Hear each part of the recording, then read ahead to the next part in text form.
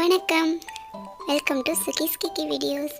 இன்றைக்கி நம்ம ப்ளவுஸில் ஹெம்மிங் அப்புறம் ஐ எப்படி வைக்கிறதுன்னு பார்க்கலாம். ஃபஸ்ட்டு ஐக்கு நான் த்ரெட் வந்து 4ஆக கோர்த்து, அதாவது 4ஆக கோர்த்து எடுத்துருக்கிறேன்.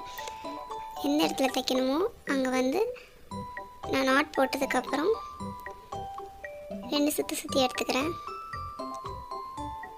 பாருங்கள், கீழே கொடுத்து எடுத்ததுக்கப்புறம் நம்ம நார்மலாக வந்து த்ரெட்டு லாஸ்ட்டாக முடிச்சு போடுவோம் இல்லைங்களா, அந்த நாட் போடுற மாதிரியே தான் போடணும்.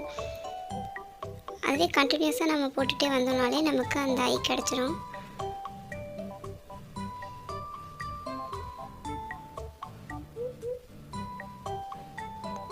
இந்த சேம் பேட்டர்ன் ரிப்பீட் பண்ணிகிட்டே இருக்கணும்.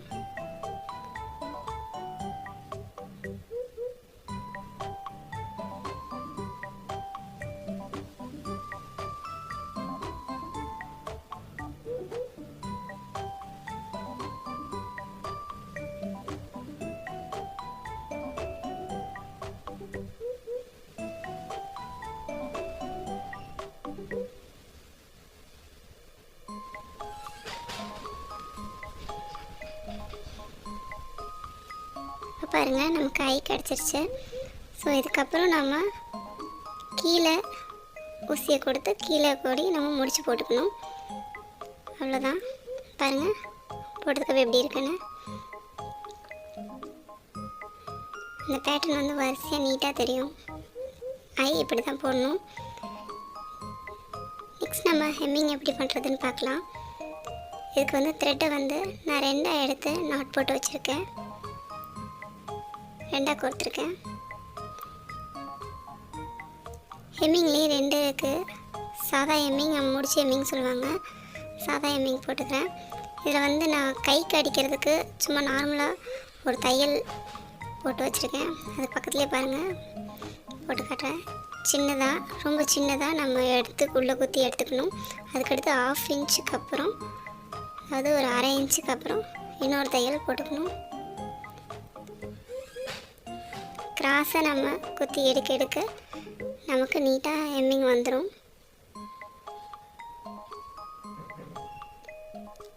இதுலேயே முடிச்சு ஹெம்மிங் எப்படி பண்ணுறது அப்படின்னு நான் இப்போ காட்டுறேன். எப்பவும் போல் எடுத்துகிட்டு நம்ம பை போட்டோம் இல்லைங்களா, அது மாதிரி நம்ம அந்த ஊசியில் த்ரெட்டை சுற்றி இழுக்கணும். இப்போ பார்க்க நார்மலாக இருந்தாலும் கொஞ்சம் லூஸாக தெரிஞ்சாலும் அடுத்த நாட் போடும்போது பார்த்திங்கன்னா நமக்கு இன்னும் டைட் ஆகிடும். பாருங்களேன், அடுத்து குத்தி எடுக்கும்போது இன்னும் நல்லா டைட் ஆகிடும். பாருங்கள், நல்லா டைட்டாக இருக்கும். இதுதான் சாதா ஹெம்மிங்க்கும் கொஞ்சம் முடிச்ச ஹெம்மிங்க்கும் உள்ள வித்தியாசம். முடிச்ச ஹெம்மிங் வெளியில் மட்டும் இல்லாமல் உள்ளேயும் நல்லா நீட்டாக இருக்கும்.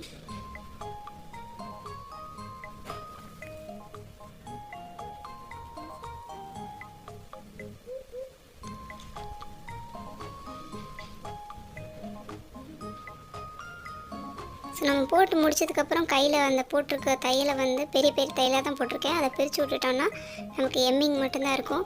ஸோ அது வெளியில் வந்து தெரியாது. இப்போ நான் போட்டு முடிச்சதுக்கப்புறம் பாருங்கள், பின்னாடி திருப்பி காட்டுறேன்.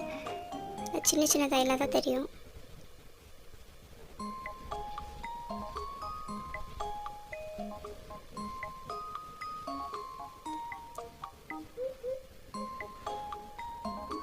பாருங்கள்,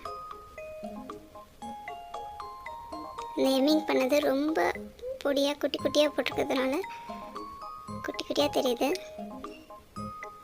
இப்படி தான் நம்ம ப்ளவுஸுக்கு ஐ மட்டும் ஹெம்மிங்கும் வைக்கணும். இந்த சேனல் சப்ஸ்கிரைப் பண்ணாங்க, சப்ஸ்கிரைப் பண்ணிக்கோங்க. இதே மாதிரி ஸ்டிச்சிங் வீடியோஸை தொடர்ந்து பார்க்கலாம். தேங்க்யூ ஸோ மச் ஃபார் வாட்சிங்.